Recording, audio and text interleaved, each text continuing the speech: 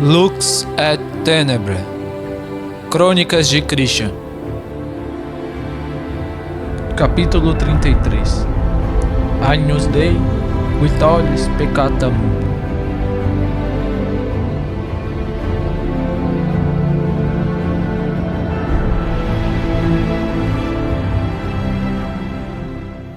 Floresta da Desolação. O jovem casal de Virissanguinium agora se alimentavam com carne de repouso. Os Virissanguinium estimulavam seu fator de cura, e sua força com o sangue, porém, não significava que só pudessem tomar sangue humano. O jovem, virando-se para a bela moça de cabelos loiros e olhos azuis, perguntou: "Então, será que eles vão vir? Já estamos esperando há tanto tempo com o garoto em mãos. Eu já estou ficando cansado de esperar." Olhando para o garoto amarrado e encostado em uma árvore próxima com os olhos cheios de ódio, a bela moça respondeu cheia de malícia direcionada ao garoto: "Não sei, mas se continuar assim, acho que teremos que encontrar uma fonte de entretenimento para passar o tempo." O jovem de cabelos e olhos pretos, olhando para a criança com um sorriso malicioso, falou: "Uma ótima ideia." As bestas que estavam próximas estavam todas imóveis em seus lugares, com medo de atrair a ira de um desses dois. Eles já haviam caçado alimento para os jovens, mas não ousavam caçar para si enquanto não recebessem a aprovação deles. O jovem, olhando para a moça, perguntou: "E tu já estás melhor agora?" Virando-se para o jovem de cabelos pretos, a moça respondeu: "Eu não sei. Tenho sentido desconforto desde então, o enjoo passou, porém sinto como se faltasse algo, não sei explicar. Mas estou certa de que tem algo a ver com o sangue deste garoto." O jovem estava prestes a continuar a questioná-la sobre aquilo, quando próximo de sua localização, uma massa escura de névoa negra explodiu, e dela surgiram 3 figuras. O jovem casal imediatamente se alertou com aquela explosão. Porém, assim que colocaram seus olhos na figura que os liderava, colocaram-se de joelhos, assim como todas as bestas que seguiam seu exemplo. Então, ambos gritaram ao mesmo tempo: "Salve Deávaron!" enquanto as bestas se prostravam em reverência ao seu rei. Deávaron, furioso, se aproximou, dizendo com sua voz desagradável: "Onde está o garoto?" Ambos então rapidamente se levantaram e correram até o menino que estava amarrado, levantando-o e levando-o até a frente do rei. A criança não resistia e permanecia o tempo todo em silêncio. O rei, vendo-os trazê-lo em mãos, sentiu finalmente seu humor melhorar, e logo começou a gargalhar em loucura. "Ele está em minhas mãos, não importa o quanto esses insetos se coloquem em meu caminho. Este mundo está destinado a ser meu." Logo, ambos pararam na frente do rei, com as cabeças baixas e segurando entre si o garoto em seus braços, que sem emitir um som ficava de pé entre eles, sem resistência. A bela moça pretendia perguntar ao mordomo quando ouvisse sobre o que era o garoto e sobre o seu sangue, porém, não ouvindo ao redor, ela não ousava dar um pio na frente do rei louco. Deávaron, sorrindo cheio de deleite e loucura, fixou seus olhos na criança que tinha a cabeça inclinada levemente, impedindo-o de ver seu rosto. Então, com uma risada maliciosa, Deávaron falou: "Não tenha medo, criança, eu não vou te machucar." Então, com suas magras e ossudas mãos cobertas de anéis com joias, pegou a criança pelo queixo e levantou seu rosto para que seus olhos se encontrassem, enquanto sorria cheio de malícia e deleite por finalmente tê-la em mãos. Assim que viu a face do garoto, ele sentiu algo errado. Em seu rosto havia firmeza e resolução, e em seus olhos calma e serenidade. Logo, quando seus olhos avermelhados encontraram-se com os olhos da criança, ele sentiu ser mergulhado em um oceano profundo e calmo. Logo ele questionou a criança com desconfiança, rosnando: "Estes não são os olhos que uma mera criança pode ter. Quem é você?" Porém, o garoto permaneceu olhando para ele com seus olhos profundos em silêncio. Deávaron, vendo que não receberia respostas do garoto, começou a sussurrar como uma serpente buscando sondá-lo. Todos os vires sanguíneos ainda enchiam-se de medo ouvindo aquele sibilar, e a todos soava incompreensível, porém de alguma forma a criança, ouvindo aqueles sussurros, enchia-se de tristeza, como se entendesse o que o Rei Louco falava. Terminando de sibilar, Deávaron percebeu que não estava diante de uma simples criança e gritou furioso: "Quem é você? Onde está o garoto?" Todos ouvindo aquilo ficavam em dúvida, Próditor, Poéria e principalmente o jovem casal, já que era claro para eles que o garoto estava ali.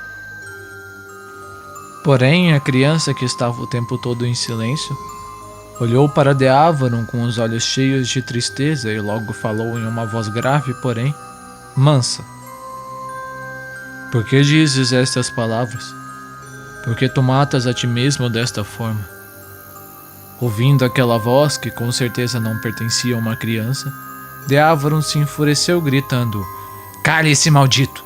Poupe-me de suas palavras!" E cheio de ira, completamente enlouquecido, o rei apunhalou o coração do garoto com o cetro Azeviche, que carregava em sua mão direita. Assim que o cetro atravessou o seu coração, a criança imediatamente começou a brilhar com intensidade. Deávaron, vendo aquilo, soltou o cetro e, se afastando, cobriu-se com névoa negra, tentando se proteger da luz.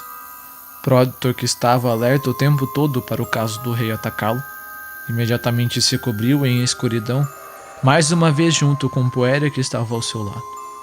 Porém, o jovem casal que segurava o garoto e as bestas não tiveram tempo para reagir, sendo atingidos pela luz.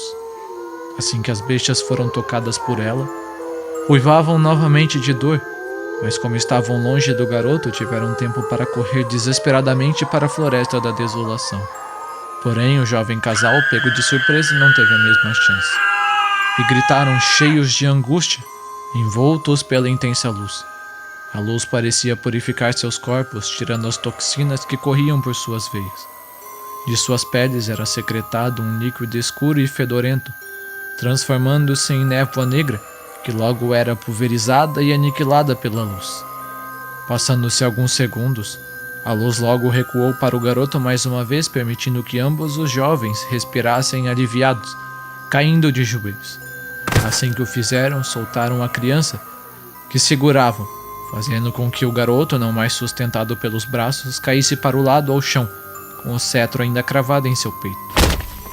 Porém, o casal, coberto daquele líquido escuro e fedorento, enquanto respiravam pesadamente, voltaram seus olhos para a fonte da luz, e o que viram fez com que seus olhos se arregalassem ainda mais em surpresa. O garoto que eles seguravam antes não estava mais em lugar nenhum. O que estava em seu lugar era um grande tigre caído ao chão e sem vida, com um cetro cravado em seu peito. De seu peito brotava sangue que irrigava a terra, e de sua boca uma água sangrenta que parecia alimentar a vegetação em que caía.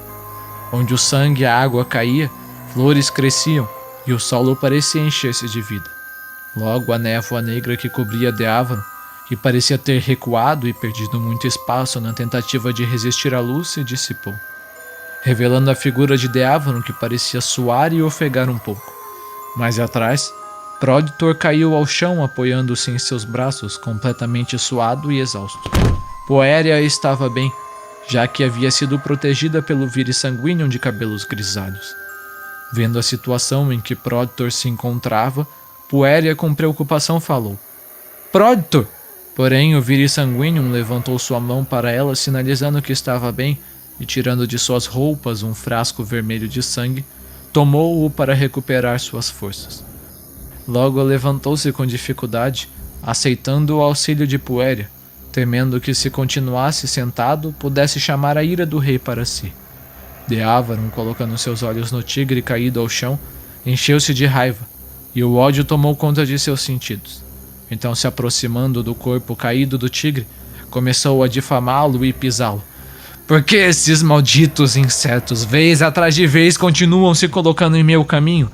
Vocês querem brincar? Então nós vamos brincar. Não descansarei enquanto não tiver em mãos este garoto." Então, Retirando violentamente do peito do tigre o cetro, sangue jorrou para todos os lados. Pego de surpresa, o sangue caiu sobre sua mão, queimando como fogo que cai sobre a palha. Fumaça negra caía de sua mão, e Deávaron, gritando desesperadamente, começou a sibilar como uma serpente, emitindo assovios e ruídos desconfortáveis e desesperados, como uma fera enlouquecida. Porém, as trevas não eram capazes de consumir o sangue, que parecia dissipar toda a névoa que o tocava. Então, em um ato de desespero, Deávaron continuou sibilando ainda mais, e a névoa que o cercava formou uma lâmina que imediatamente passou em seu pulso, decepando a sua mão junto com o cetro que segurava. A névoa imediatamente cobriu seu braço, tentando impedir o sangramento, enquanto o rei gritava de dor e fúria com todas as suas forças. Ah, maldito! Sua mão que caiu ao chão foi dissipada pelo sangue. Porém, quando o sangue caía sobre a vegetação, não fazia o mesmo que fazia com o rei, mas parecia dar vida à vegetação. Logo, o braço ossudo de Deávaron, no qual agora faltava uma mão, estava completamente envolto pela escuridão, e sangue não mais saía dali. Então, virando-se para o jovem casal com os olhos furiosos, ele rosnou: seus malditos! Logo começou a sibilar mais uma vez como uma serpente, e a névoa que o cercava mais uma vez tomou forma de uma mão, que imediatamente se dirigiu para o jovem de cabelos pretos, pegando-o pelo rosto e arrastando-o até sua frente. Vendo aquilo, a bela moça loira voltou seus olhos para o rei dizendo: por favor, não! Porém, sem forças para se levantar, pôde apenas observar caída ao chão. E então, com a mão esquerda que lhe restou, o rei imediatamente agarrou o jovem pelo pescoço e, com os olhos cheios de ódio, começou a sibilar. Logo, a partir do peito do jovem, que não tinha nem forças para tentar resistir, névoa negra começou a sair e envolver todo o seu corpo. Porém, por algum motivo, Deávaron parecia ter um pouco mais de dificuldade para fazer todo o processo do que as outras vezes. Mas a névoa ainda o envolveu, devorando-o e dissipando-o na escuridão. Logo, todo jovem foi envolto pelas trevas e consumido por elas. E o rei, abrindo sua boca cheia de dentes afiados e apodrecidos, imediatamente engoliu toda a névoa que se dirigiu para sua boca. Imediatamente assim que o engoliu, a névoa escura que o envolvia seu braço começou a se contorcer, moldando-se lentamente na forma de uma mão. A bela moça, vendo aquilo, gritou enfurecida: não! E tirando forças de sua fúria, a jovem levantou-se, tirando de sua cintura a adaga vermelha, fazendo um corte em sua mão e pronunciando: as trevas ofereço sangue! Brande e golpeia para todos os lados, para onde quer que se vire a tua lâmina afiada. Verum sliteris tenebris. Assim que terminou de pronunciar, o sangue que escorria de sua mão e banhava a adaga enegreceu. Logo, a jovem, cortando o ar à sua frente com a adaga em que o sangue escorria, enviou uma lâmina curva formada por trevas na direção do rei. Um som de lâmina cortando o ar soou, e Deávaron, virando-se para a jovem, furiosamente começou a sibilar. Então chamas negras começaram a envolvê-lo, e assim que a lâmina, que cortava em diagonal na sua direção, se aproximou, como um vulto, em grande velocidade, pegou o cetro caído ao chão e desapareceu, quase no mesmo instante aparecendo diante da bela moça e cravando o cetro em seu peito, usando a mesma ponta que ainda estava manchada com o sangue do tigre, atravessando o coração da moça. Arregalando os olhos e fixando seu olhar cheio de ódio para o rei louco, a vida rapidamente deixou os olhos da mulher. Assim que Deávaron puxou novamente o cetro, usando sua mão direita formada de névoa escura, a bela moça imediatamente cuspiu sangue, caindo ao chão, dando seu último suspiro com um olhar arrependido. Deávaron olhou para ela, rosnando furiosamente: ratos insolentes, vocês não me são mais úteis! Então, virando-se para Próditor e Puéria, rosnou enraivecido: sigam-me! Já que esses vermes me forçaram a chegar até aqui, sou obrigado a usar isso. Vamos massacrar Máscara! Puéria e Próditor se entreolharam confusos, mas imediatamente responderam sim, e se colocaram a segui-lo. Deávaron, terminando de limpar o sangue do cetro nas roupas brancas da bela moça, Imediatamente pisou em seu corpo com desprezo e se retirou com ambos dali. O que ninguém notou era que do peito da bela jovem, que o cetro manchado com o sangue do tigre perfurou, não sangrava, brotava somente um líquido escuro e fedorento. O mesmo que foi expelido por sua pele, quando a luz a purificou.